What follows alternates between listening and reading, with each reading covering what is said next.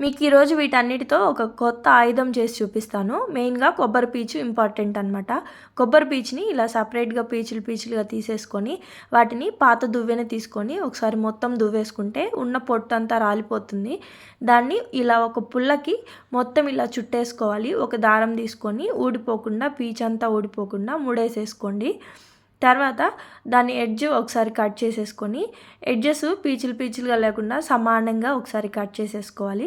అలాగే కింద దారం దగ్గర కొంచెం ఎక్స్ట్రా పీచు ఉంది కదా, అది కూడా కట్ చేసేసుకొని, దారం దగ్గర మనకి చిరాగ్గా లేకుండా మొత్తం ఒక టేప్ తోటి దారం కనిపించకుండా మొత్తం ఇలా టేప్ వేసేసుకోండి. ఇప్పుడు మన ఆయుధం రెడీ అయిపోయింది. ఇప్పుడు దీన్ని నేను ఎలా వాడతానో చూపిస్తాను.